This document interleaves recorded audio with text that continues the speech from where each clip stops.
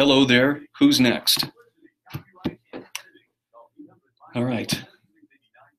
We are going to be talking with Jeanette Finicum coming up here in just a minute. This is only going to be for the first segment. So who knows what's going to happen after that. But if it goes as well as the last hour did where I was filling in for Joe Carey, wow. That was, you never know. Sometimes it just spirals out of control, goes off into the weeds, and it's like the ultimate four-wheeling adventure. And I'm in the mood for adventure today, so that can be fun. All right. 30 seconds, and we are ready to go.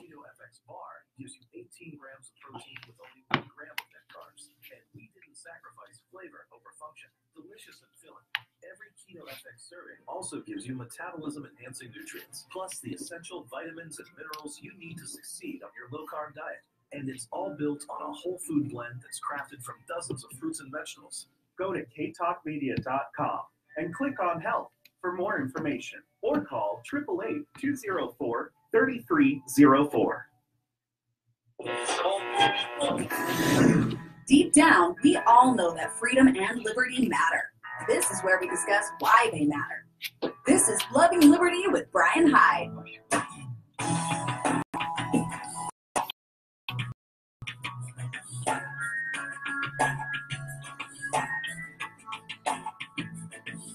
Hey, thank you for joining us for Loving Liberty. I'm Bryan Hyde. Mo is screening your calls at 801-254-1640. And whether you're joining us as part of our live listening audience on K-Talk 1640 in Salt Lake City, or one of our many, our dual Facebook streams on Loving Liberty or on our Who's Next Facebook channels. Sure appreciate having you join us, and of course appreciate your comments as we go. Let's get right to the telephone. I have Jeanette Finicum on the line with me. Jeanette, it's been a while, but welcome to Loving Liberty. Thank you. Thank you so much, Bryan, for having me on.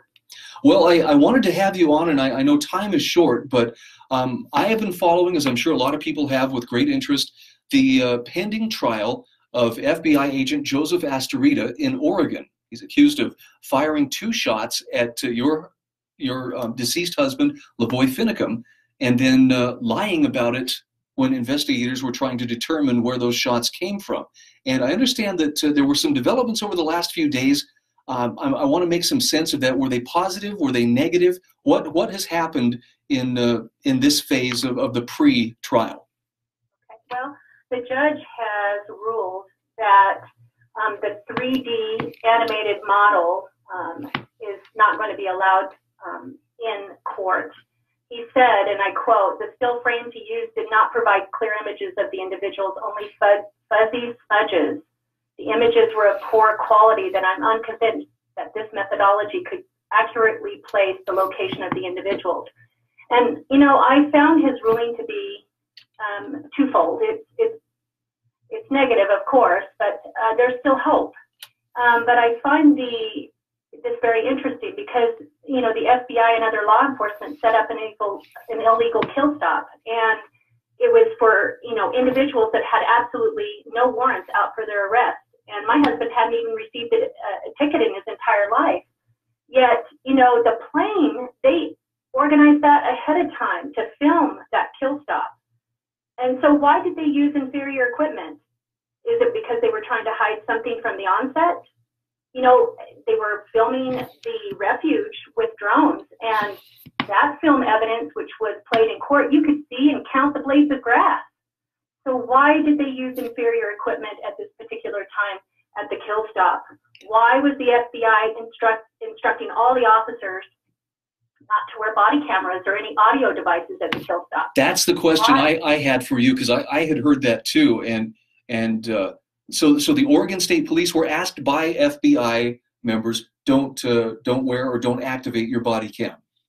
Correct. And then after Astorita fired those shots and lied about it, the sheriff, who had been instructed to do an investigation, found that there was discrepancies. And then during the investigation, the FBI ordered that all the FBI officers' interviews were not to be recorded. Why? Why again? What are they trying to hide? And who are they trying to protect? Wow. Okay, so I can see from your vantage point where The 3D model would have been a key piece of evidence, and by the judge not allowing that, it's not quite a get out of jail free card, but it certainly makes it tougher to show it was indeed Joseph Astorita who fired the shots and then lied about it.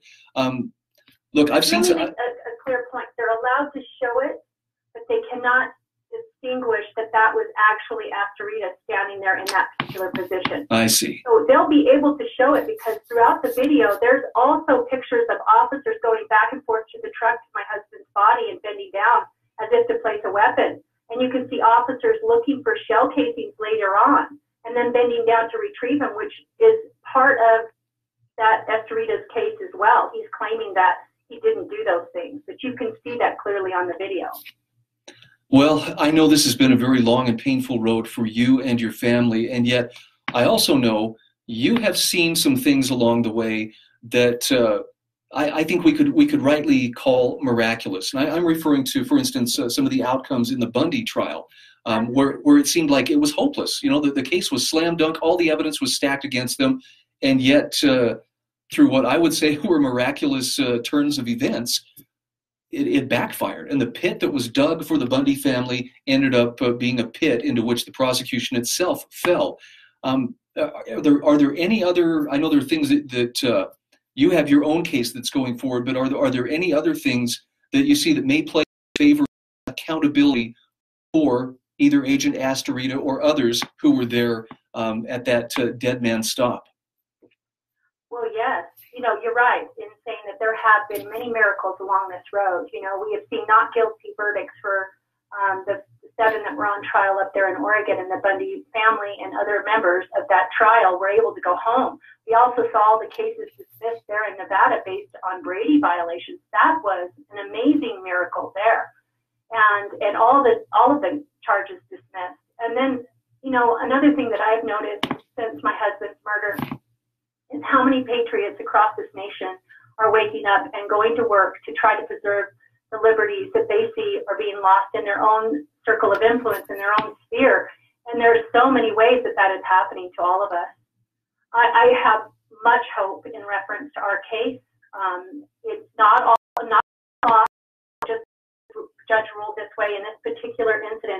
They are still going to be able to show the video. We are still going to make all of these other points that I've pointed out to you, plus many more. And I am hoping and praying that the good men and women of the FBI and law enforcement that know of the discrepancies, just like Larry Wooten, the special investigator for the BLM, I am so grateful for him and his strength and courage to be the whistleblower that he was. Because if we can find another Larry Wooten to tell the truth, to bring forth more to light in this particular case, I know that another miracle is just waiting in the wings to happen. Just out of curiosity, should this case go to trial for Agent Astorita, are you planning on being in attendance at that trial? Yes, I am. I'm planning on being there, as well as some of my other family members.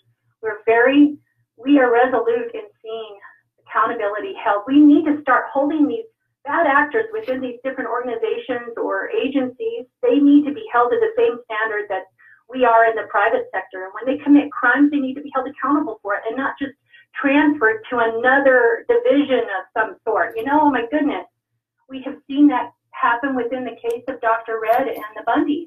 It should not be allowed to happen. They should be fired and held accountable. And if it means jail time, it means jail time, just like for the rest of us. Yeah, it's well, if and when that happens, I will look forward to seeing you, because I will head up there too to help provide some coverage. I've been talking about this month with my colleagues at Loving Liberty, and this is something that we feel is important enough. We want to make sure that our audience is getting that coverage as well. So I hate that you and I always seem to get together in and around courtrooms, but it's always wonderful to see you nonetheless.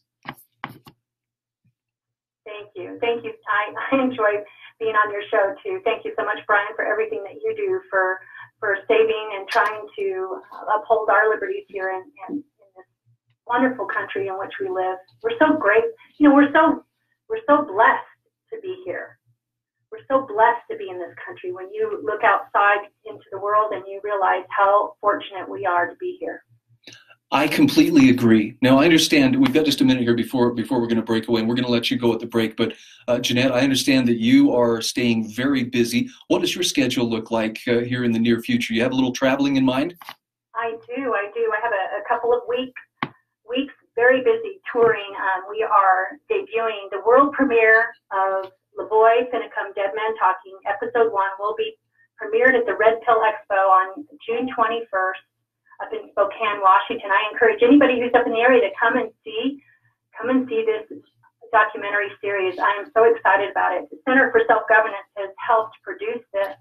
I am so grateful to them for their courage and their educational system in which they have within their own company and their determination to have the truth be told. And I'm grateful for their partnership in this project. But I'll be touring up there in Washington and Idaho for about a couple weeks, and I'm excited about this documentary. So please come and support it. I've seen the trailer for the documentary, and it's compelling. I mean, it's so much of it is in LaVoy's words and in his own voice, and he was such a fantastic spokesman. I hope that there are people who are curious, maybe not decided one way or the other, who nonetheless would be receptive to at least go to the source, hear it from the man himself through these recordings and through these videos, and then make their mind up as to, is there legitimacy to what he's saying? Right.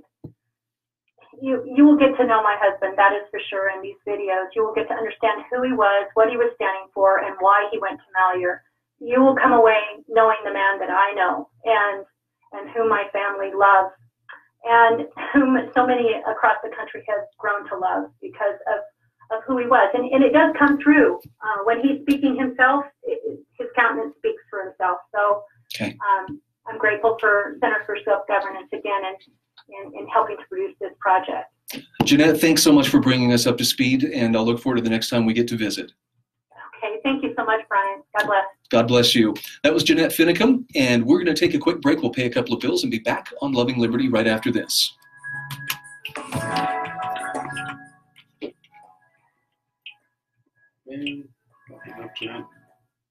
The sun's finally out, so get out there and enjoy.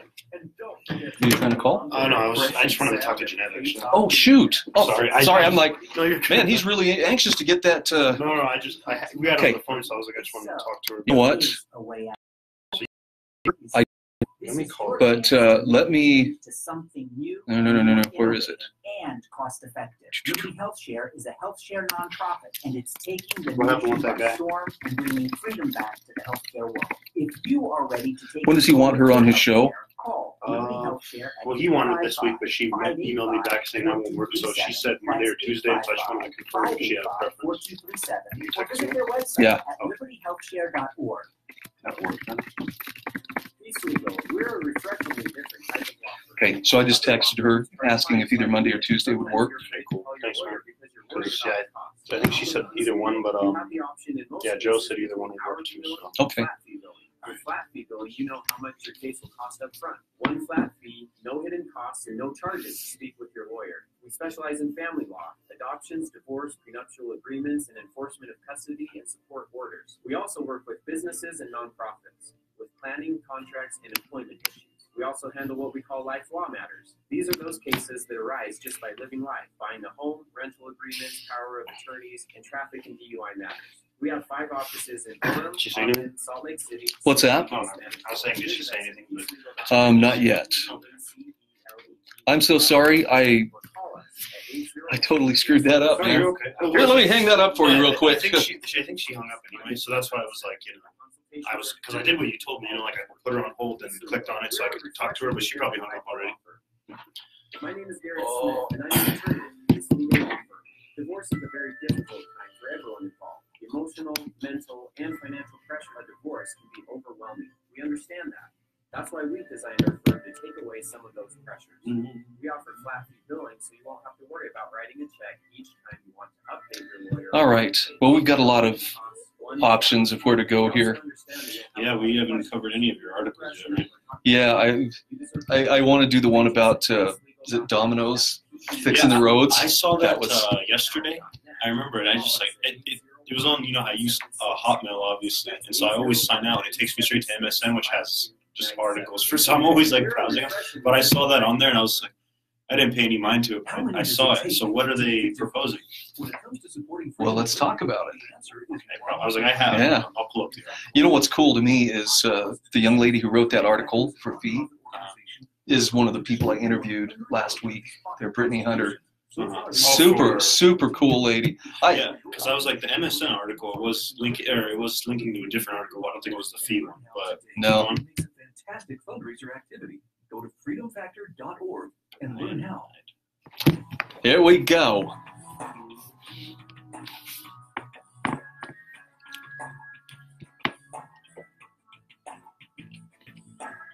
Welcome back to Loving Liberty. I'm Bryan Hyde. Mo, my producer, is in studio with me. Give the camera a wave there, Mo. Hello, everybody. All right. He also screens calls, and he's pretty fair about it, too. I don't think... When's the last time I heard you yell at somebody?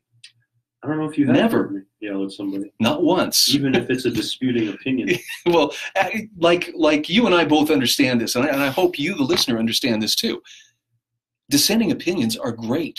That is the fuel that drives a really good discussion. Oh, yeah. And that doesn't mean we're going to be screaming at each other. It's not scorched earth and, get off my phone, you dope kind of stuff. And even if you don't change someone's mind, if you ask them the right questions and you get them considering things they hadn't initially considered, then I think that's a win almost in itself. Whether or not it changes their mind, at least they're thinking, I need to reaffirm my stance, or maybe I need to think more critically about this. Yep. And it works for us too. We have the opportunity to grow and learn every day, and that includes me. So if I ever sound like I'm talking like, oh yeah, I know all the answers here, I don't. I may forget that sometimes, or it may not come through, but I really don't. I'm here to learn, and I'm grateful. I accept truth from any source. I have a quote for you. I wanted to try this on for size. Are you familiar with Will Durant? You ever heard that name? I've heard the name, I think because of you. Okay, Will Durant, along with Ariel Durant, and I don't remember if that was his wife or his daughter, so I'm a little bit fuzzy on this, but Will and Ariel Durant wrote I think it's 8-volume set, The Story of Civilization. We're talking big, thick books, fine print, lots of names and dates, but they cover the various ages of recorded human history. It's his wife. Oh, it is his wife. Okay. All right. So it didn't feel weird then for anybody. Will and Ariel Durant. But they offer such an incredible view of history. And I'm not telling you, sit down, it's some light reading. You should probably just, have it as a coffee table book. It's the kind of book, though, that you would want to go back to from time to time just to get a sense of what came before. And so when Will Durant talks about history, he speaks from a very authoritative voice. Not that I have all the answers and this is the only way that it is, but he comes at history not from a religious point of view, but from a very dispassionate, I think probably one of the more objective points of view, because he's not promoting hardcore agnostic, viewpoints or atheist viewpoints, nor is he taking a religious slant. He splits it about as evenly down the middle as I think is humanly possible. Here's his quote. Tell me if this hits home. All right. He says, "We Americans are the best informed people on earth as to the events of the last 24 hours. We are not the best informed as to the events of the last 60 centuries."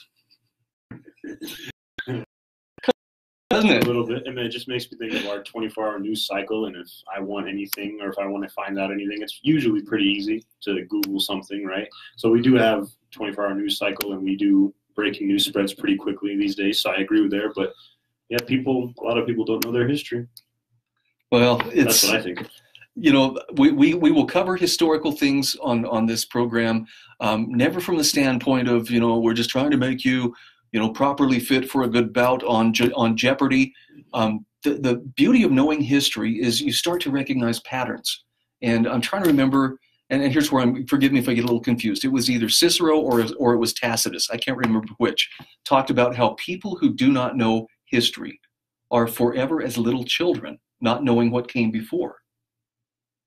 I think that's fair. I mean, because look, if you don't know what came before, then when somebody tells you, well, the reason things are this way is because of this, you're kind of inclined to have to believe them or go search it out for yourself, right? I think most people, just to spare themselves the ignorance of the moment, they'll be like, yeah, I know. Yeah, that makes sense. Yeah, Willy Wonka, I remember. He was a big chocolate magnate back in England. Yeah, I remember that.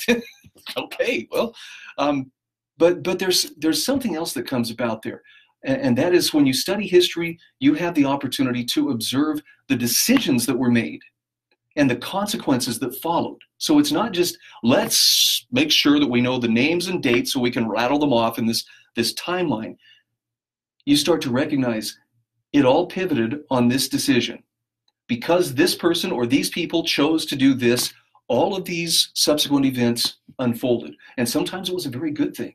Yeah, it makes me, I don't know, but I also think about like how what you say and what a lot of our listeners say too about our school systems and I haven't really been in like school for a while. So, but as far as them teaching history, I guess, like I said, I think about what you say about how they're telling it from the winning side, or they're telling it from their angle, their bias, right? So it's like, I think I have a decent amount of history, as much as average American, maybe a little more, maybe a little less, but I don't know everything that happened. I don't know all the, just like you said. And it's like, as a kid, you're a sponge. And so whatever school you're at, you're probably going to absorb what they tell you. So I love what you said about, it's history tends to be taught to us from the winning side, which means that what you learned in school, in your history class, I'm not saying it's entirely inaccurate, but it's very likely it's going to reflect favorably on the system that is in power right now. Yeah.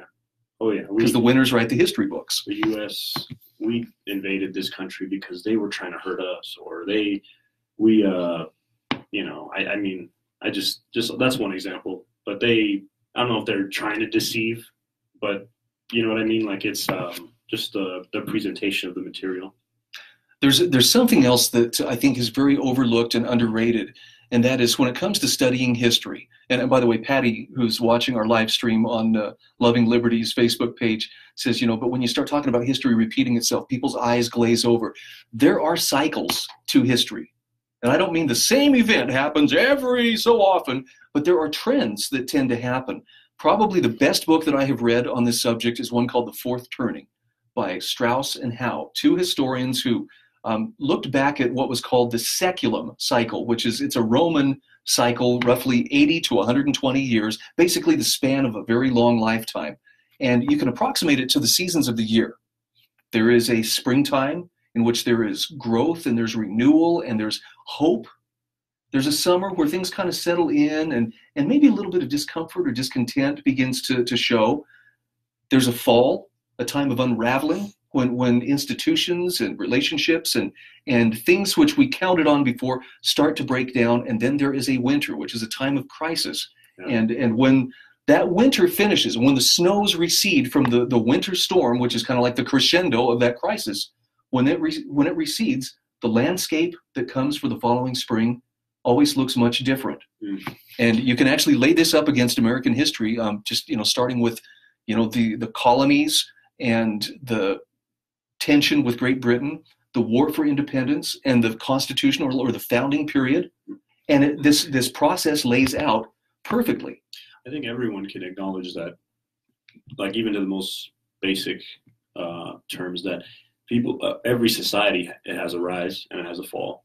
It has a rise and it rises up, it peaks for a while, whatever, but then it eventually falls. And so I think that's what makes me think of America. Like we're rising, peaking, whatever. Are we on a downside where we are right now as Americans? What do you think? Likening it to the seasons, though, you think about it. Springtime would have been, the settling of the American continent, the colonization. The summertime was, the taxes that were being levied, the times where they were getting some friction with the British Parliament, feeling like they had feeling like they were being taxed without representation.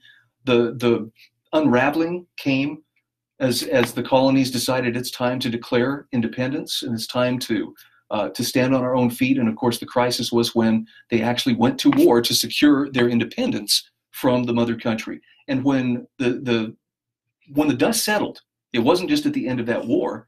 It was also at the end of the constitutional or founding period. There was a brand new country. There was a brand new order that changed everything, and I would say for a very positive thing. Right. Now, the next time that cycle played out, I mean, things were pretty good through the early 1800s, War of 1812 notwithstanding. But there was sectionalism as the expansion westward started. There was greater division over slave states or non-slave states. And then, of course, the unraveling leading up to the election of Abraham Lincoln, and then crisis, war between the states, Reconstruction. And when things were done, the landscape looked very different. Same thing right on up to and through the Great Depression, World War II. When that was done, everything looked different. Guess where we are now? I was going to say, history teacher, where are we now? Crisis. Okay. It's been building. We don't know where it's going, but it's there, and it's worth understanding. The Fourth Turning by Strauss and Howe. I promise it's not an easy read, but it's a worthwhile one. We'll be back after this. You can see I'm like, so where are we now? I just wanted you to answer that one question. It's winter. But it's not the. So how does it end? We don't know. How long The last two crises, left us free as a nation than we were before. Even though we won World War II, the international order, the International Monetary Fund, the Bretton Woods Agreement, our money supply and everything, it shifted power to a global kind of dynamic where following the Civil War, we went from being a federal system to a national system. And again, there was less freedom. It set some things in motion that we're still kind of feeling the repercussions to today. And it's not set in stone. So this next one's going to really suck. But the things that are constant for those crises that always seem to come up, war is part of it, economic upheaval is part of it, and general disorder. In other words, societal breakdown. So you think we're about to fall, is what you're saying? Would you not say that there's some pretty serious disorder? When you have Antifa and neo-Nazis slugging it out in the streets, does that not speak to a breakdown of some kind happening? I think the general population nobody wants anything bad to happen. Right. It hasn't touched them yet, but guess what? When that crisis comes, eventually it does touch everybody. There is no escape. Everybody goes along for the ride. And here's the kicker. What determines whether it's going to be a more positive or a more negative outcome on the other side of that crisis is the character of the people who are going through it. People who know and are willing to live truth even when it's very inconvenient or difficult to do so are going to come through okay. That's what happened during the American Revolution and the founding period. Largely, that dynamic was still around, even though the Civil War still tipped the scales away from federalism and towards national government. After World War II, though, it was a little shadier. I mean, come on, a lot of people ended up behind the Iron Curtain. That was a decision that was worked out at Malta with Churchill and Stalin and FDR. I mean, the nuclear age. It's a good thing we got nukes. Somebody else had got them. They might have used them. Whoops. Oh. No, everyone's talking about that right now. North Korea, South Korea. The whole, why should we give up ours when you're not going to give up your nukes? Right. Well, we're not going to push the button unless you do. Well, so far we're the only nation that has used it, and there are those who will defend it to the death. Well, we had to. We had no choice. That's what I'm saying. But we're the only ones that have. Have you ever read some of the statements from like Eisenhower and some of the other generals, some of the military leaders back during that time? What was his name? They were horrified. Truman was the one who did the... Truman was the one who gave the order. Because he became vice president after who again? FDR. Yeah, FDR. Well, I love it. That's one thing I love. He became president after FDR. About, I don't know why it sticks out of my head, but just the whole, the night FDR died, and like, Truman comes in and he's like, oh my gosh, he's all caught off guard, and just like, what can I do? They're like, no, what can we do for you, Mr. President? He's like, oh yeah. I don't know. Someone explained it to me like that, yeah, Truman. I think I actually wrote something about that. Check this out. Both of them, right? Hiroshima and Nagasaki. The bell tower is being set. What happened with that guy you were arguing with? No response? No, I think I excused myself. This is Liberty Hall. They're getting ready to set the bell tower with a crane. That's in Ogden, huh? Yeah. We passed by it, right? Ish. Yeah. When we walked, because I was like, I remember it. No. It's further up in northern Ogden. It's quite a ways actually from where the station ends. But that guy, you excused yourself. Did Jeanette write you back? Nothing yet. Okay, I'll email her after. Nothing yet. Here we go. Okay.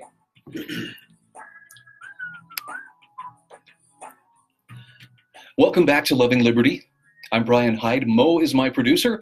And, okay, I kind of got off on a tangent. I apologize. I get excited about the fourth turning only because I was taught to look at history as a long timeline, just this long line with hash marks here for this year or this event or this person or whatever. And that's not how history unfolds. It's not a linear process so much as it is a cyclical process. And that doesn't mean the same events are going to happen over and over again, but there are trends, there are attitudes, and this is what Strauss and Howe identified in their book, The Fourth Turning. So if you're interested, if you want a little challenge, you would really, I think, enjoy reading The Fourth Turning. So I just saw a really fascinating picture, and I wish I could show it to everybody on Facebook. It's the bell tower for Liberty Hall. It's being installed today. In fact, it may be going up even as we speak.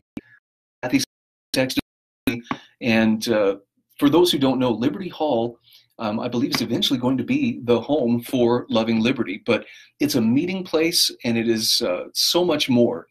And it's being completed, and we'll have a grand opening on July 4th. You going to be at the grand opening? What day is the 4th of July? It's a Wednesday. It's a Wednesday. I mean, it's the 4th. Right. Sorry, no, you're good. That's me being a smart aleck. We'll see if what you guys need from me, right? We'll go from there. I want you to just come and have some fun and eat some cake. And look, the open house is between 1 and 5 p.m. Among the speakers, if you come, we'll make it worth your while. Representative Rob Bishop will be there. We'll also have Stan Ellsworth. Some of you remember Stan. He's an Emmy Award-winning television personality from American Ride, and he will be there signing books and also speaking. And one of my heroes, Larry Reed from Foundation for Economic Education, will also be speaking as well. And that program will be from 2 to 3. But it's going to be a really fun afternoon, a celebration of liberty, a celebration of art, showing, the founding of America. And you're invited. I mean, come on. I mean, if I could walk up to your doorstep, knock on your door, and hand you a gilded invitation, gilded in the finest gold, I would do it. But I don't have to, because I've got all this electronic stuff, all these doodads here to help me get the word out. And, this is, just consider yourself invited. By the way, it's in Ogden, Utah, Liberty Hall. I'll be talking more about it as the time gets closer. I'm just kind of excited and a little bit distracted. I keep checking to see if Kathy's texting me any more photos of the bell tower being put in place. All right. Now, I know I've got a caller who's going to be coming up here in a moment. I want to introduce you to a topic which I hope at least puts a smile on your face. How many times have you heard the question, without government, who would build the roads? I mean, it's a really common thing. Anybody who has leaned a little bit libertarian is going to say, we want to have government in as few areas of our lives as possible. And inevitably, someone is going to say, without government, who would build the roads? The implication being, sure, you and I, we might each build these wonderful businesses or schools or something remarkable. And then because there was nobody building the roads, we just stand there looking at each other from afar with sad faces. I see you, but I don't know how to get there. I don't even know what to do. Obviously, it presumes that we're not real smart. Well, Brittany Hunter from fee.org has an answer to the question. Without government, who would build the roads? Domino's Pizza, apparently. I'll share the story with you in just a moment. Let's welcome Ray to the show. Ray, welcome to Loving Liberty. Well, thank you, Bryan. I'm really concerned about the unraveling of our education system and our society. And I was kind of thinking it wouldn't be so bad if we were still run by the states and the cities, and if a city unraveled, it wouldn't be so bad, or even a state, because this is an experimentation on self-rule. And so it wouldn't be so bad if a state was experimenting with some change their society, changing the society or changing the education system, and if some city wanted to experiment and it worked, great, others could try it, but if it failed, then it's like, whoa, we don't want to go there. But the trouble is, the federal government is in control of our education system and our laws. It's scary because it's like they're trying to make everything the same. And so if one fails, we all fail. This is scary. And the one area I was interested in, this Vince Newmeyer could cover this way better than me. But see, the thing is science isn't true science anymore. And my starting subject, and maybe we could finish this some other time, is that science is supposed to be observable, testable, or measurable. Okay, for it to be true science. And then for it to be a true scientific theory, it has to be able to be observable, testable, or measurable. And if you can't do that, it's not a true scientific theory. Yeah, I love when people, talk about, science has settled the question, and there is consensus, and if you're questioning it or if you disagree with it, you are wrong. And it's like, okay, you've just elevated science to the level of something that cannot be questioned. We have a word for that when we do it with religion. It's called idolatry. Oh, perfect. Wow. I love what you just said. I'm going to add what you just said to my whole, idea that I've been working on. So in interest of full disclosure, I cannot take credit for that, for putting it that way. That was Paul Rosenberg, one of my favorite writers. And he just said, anything you hold that is above questioning, this cannot be questioned. He says, that's your idol. And people do it with religion, and people do it with science, much to their chagrin. Well, our education system is, and I could prove this in a lot of ways, but just the one way I'll do right now, and that is, the Cambrian explosion. The Cambrian explosion, we know it was just a sudden, explosion of life in the ocean. So if we're gonna define evolution, it's change over time. Okay, evolution is change over time. So they're connecting the dots, even though the Cambrian explosion, puts a big, obstacle with evolution. It was sudden appearance of all these diverse life forms, and there's no record of a mouse, growing wings and developing sonar and turning into a bat. All the animals just suddenly appeared. And so the Cambrian explosion and other explosions after other ones, it proves that evolution isn't even a true theory in science, because you cannot observe it from the Big Bang to the spark in the soup of the first, bacteria, all the way to us being formed. You can't observe it, you can't measure it, and you can't test it or prove it in a lab. I must have skipped lunch today, because now you got me craving primordial soup. Maybe I'll settle for some pho. Well, there you go. Yeah, it is just past lunchtime, isn't it? It is. No, your points are well taken, though. So the school, they've thrown out our Judeo-Christian laws, which they come from religion. So they throw out, thou shalt not kill, thou shalt not steal, thou shalt not lie. And so now and then they're teaching a theory about evolution, where there's just as much proof about, some type of demonstrated intelligence. Now, I'm not going to even call it a god. It's that, demonstrated intelligence. It's just that our DNA and proteins are so far beyond our intelligence that we don't see the hand of intelligence in them. It's just like if you see a pile of rocks and you see an arrowhead, you say, well, wait a minute, did that arrowhead happen because all these rocks came tumbling down the hill and that one arrowhead there? Right. That's a natural... Ray, I gotta stop you here because I'm up against the break. Thank you so much for adding your 2 cents to the discussion today. When we come back, we're going to talk about Domino's Pizza and who will build the roads. Finally, we have an answer to this age-old question used to confound libertarians. I think you're going to like the answer, though. The sun's finally out, so get out there and enjoy. And don't forget to bring along the refreshing sound of K-Talk Media. I was going to ask, where's your car? I brought my wife's car today. I was like, I just came. I remember driving for a second. I'm like, I don't see Brian's car. That's not good. But I guess that makes sense. Yeah, I'm trying not to put too many miles on the Tiggy. The Tiggy is the 13th, 14th, 15th, 16th. Just trying to. Do you realize Father's Day is this weekend? No.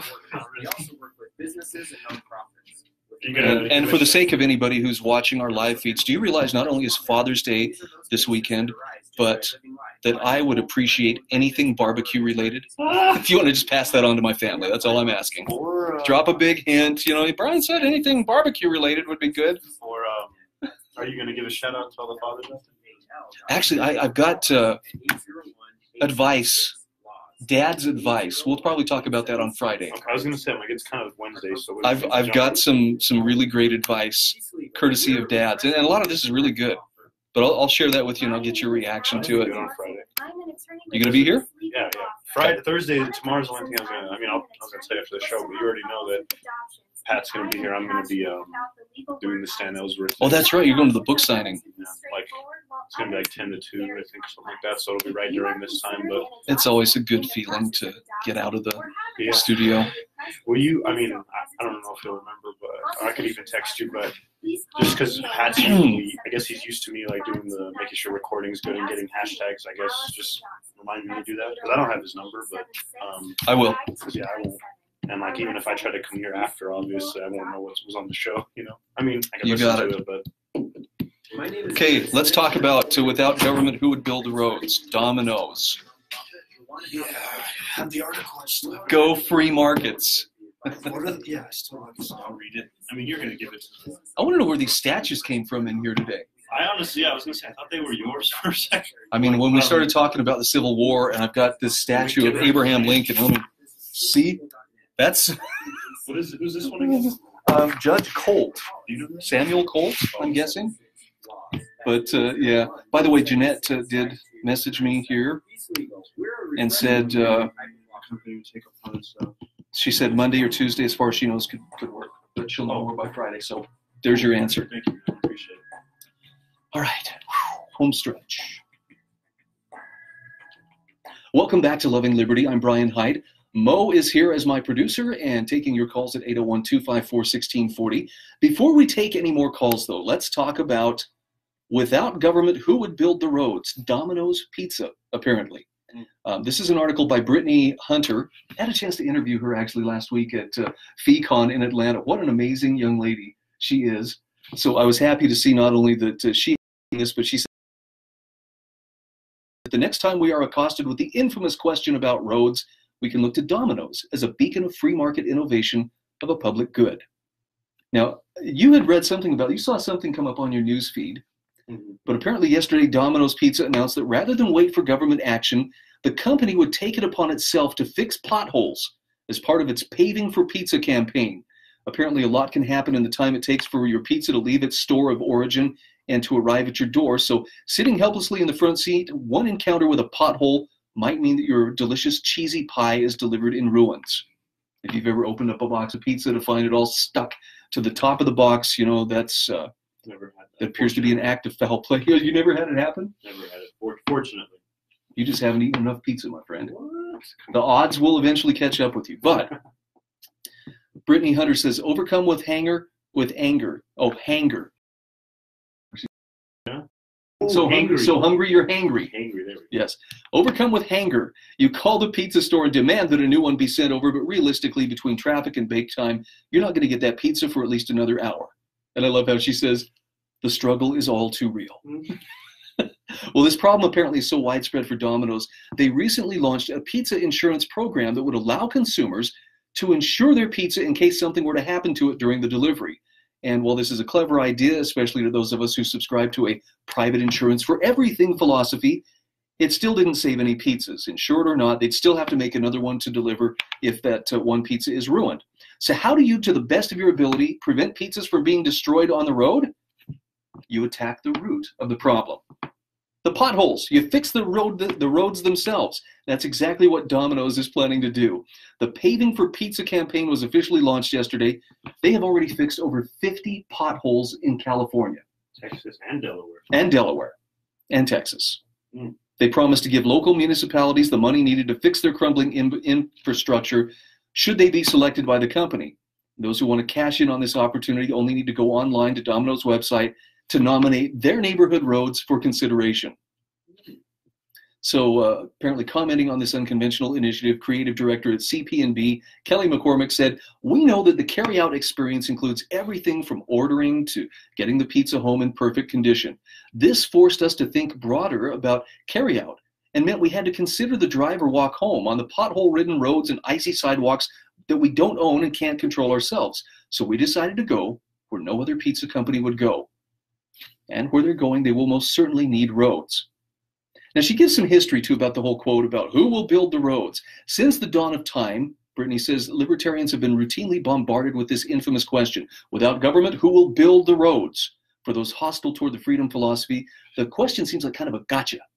There is no possible way the free market could handle a public good as important as roads, thus proving the entire libertarian philosophy to be untenable. Of course, Domino's is now proving this assertion to be false. Yet the roads question has taken on a life of its own within the liberty sphere, dominating meme culture and becoming a source of constant frustration for those committed to free market principles. So tightly woven is this question into the modern freedom movement, that historian Tom Woods once said, "Who will build the roads is the question that belongs at the top of every libertarian drinking game. If we didn't have forced labor," the argument runs, "there would be no roads. There'd be a Sears store over there and your house over here, and everyone involved would just be standing there scratching our heads." But what our skeptical friends may not fully understand is that where there are roads, there is commerce. And in the absence of roads, how could Sears feasibly draw customers into its store? To put it differently, without properly functioning roads, how could Domino's deliver your pizza safely to your door? Now, she takes a little historical view here, that roads historically have been viewed as a public good, which is defined as a product or a service that's provided to citizens exclusively by governments, ensuring use is accessible to all. And that's led many to believe that the government is the only entity capable of road management. And even though toll roads and other forms of private thoroughfares exist as living examples, there are still a lot of people who cling to the government's monopoly on roads, but she says there are multiple problems with this viewpoint. For starters, there is absolutely no proof that the government is well suited to care for the roads. In fact, there is far more evidence in support of the opposite. Government roads are either always in need of repair or heavily congested because some bureaucrat sitting at a desk ordered road work to be done during rush hour. Also, the government has no real incentive to care for roads in the first place. In the market, private entities hoping to succeed know they must respond to consumer demand. Otherwise, they go out of business. A roofing company, for example, wouldn't survive in the marketplace if it promised and then failed to promptly respond to emergency situations time and again. But government roads are constantly in a state of disrepair, and it sometimes takes years before a service request is granted or completed. Of course, the government doesn't get fired when it fails to respond to a road issue in a timely manner. Since the state operates by force, consumer satisfaction plays no role in its existence. The private sector, on the other hand, has a vested opportunity in a vested interest in properly maintaining local roads as quickly as possible. Now, Domino's is proving that. I don't know. I'm going to confess, when it comes to pizza, I don't typically think of Domino's as a top-tier pizza. It's more like a last resort. One step above Little Caesars. I was gonna say, I'm like, that's not a last step. Come on, that's. If I need to be taken to task, please take me to task. There's the Pie local. We gotta love that. The Pie Pizzeria, Pizza Hut, Papa John's, Domino's. I honestly Pier 49, California Pizza Kitchen, and then Little Caesars, like you said. I should have led off with the pizza debate. The good thing is, I was gonna say, the good thing is, I feel like I've tried them all, and they're all good, and they're all good in their own right. And so Pizza Hut's a little too greasy, but I'll eat almost any pizza. I think all of us will. Okay, and I don't mean to bag on Domino's. It's just Domino's does not. To me, it's never been kind of a top tier pizza. It's more, and I think that's probably a good thing though too, because they make it Cheap eats. affordable. Yeah, they make it affordable for their consumers, and it's not Little Caesars cheap, but it's still. I mean, you could get like a medium for $6-7 or something like that. And so now that I have damned them with my faint praise, let me give them praise. But I love the fact that they are actually stepping up here and embracing a free market solution. I could have said libertarian, but for some people that's a turnoff. Yeah. This is a free market solution, and I got to give them props, because you got to remember we live in a world where the free market is only grudgingly tolerated. Who was it? Who was the guy who had a Chick-fil-A sandwich? Oh, Jack Dorsey. Jack Dorsey. Twitter CEO. And he has to apologize because somebody disagrees with the politics of the CEO of Chick-fil-A, Yeah. and He's holy moly, pro-life or something. no, it's he's just not supportive. Oh, He's not gay sufficiently marriage. supportive of same-sex marriage, There we go. That's what it was. and therefore no one must ever eat Chick-fil-A ever. I think, by the way, they're the third largest fast food chain in the country, so that memo has not been well received. I haven't eaten there a lot, but I do hear a lot of things about their exceptional customer service. So I will want to acknowledge that. Do you know why I don't go to Chick-fil-A? Hit me. The line's too long. I don't care what like time of day it is. Sounds like Yeah, it's the same problem. The body is weak. I'm hungry, and I'm like, oh, Chick-fil-A does sound good.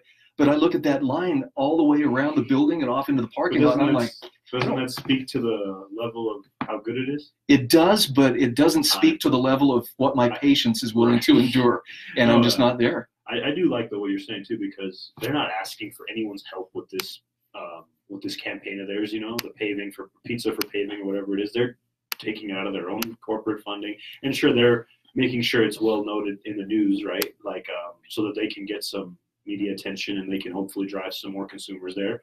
But like I said, they're still trying to get their name out there, and they're still trying to help the general public with their own funds that they've gotten they're not a private company. I think they have they trade on stocks. I don't know, but they're not receiving any like government funding for this, which I like to hear.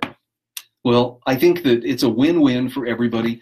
Brittany Hunter says, the implications of this are far-reaching. Roads clearly play a vital role in the way that Domino's conducts business, but that's just one company. And since there are a lot of companies that rely on roads to bring their customers to them, there is enormous potential for private companies to lead the way on infrastructure innovation if they follow Domino's lead. So maybe they're setting an example that others will follow. And, I love to see problems solved at the lowest possible level. And in this case, the free market seems to be addressing that. So I'm not going to say this is the solution we've all been looking for, but I definitely think it's worth a look. And I like that it's coming from Domino's. Like, who would have thought it? These days, you think it's like, oh, is it coming from Amazon? Is it coming from Facebook, Google? Right. You know what I mean? But this is Domino's. Everyone knows who they are, but they're not like. It's coming from a company that's not actually in bed with big government. There you go. They're not looking for. I mean, maybe they get corporate tax breaks that we're not aware of, but they're not actively pursuing legislation that favors them. So here's my recommendation. Let's have this discussion, preferably over a few slices of pizza, and see where it goes. Rich. Okay. Hey, don't forget the Liberty Hall grand opening July 4th, 1 to 5 p.m., the special program, 2 to 3 p.m., Rob Bishop, Stan Ellsworth, Lawrence Reed, all featured speakers. I think they're putting the steeple on right now. Thanks so much for joining us today on Loving Liberty. We'll see you back here tomorrow. And scene.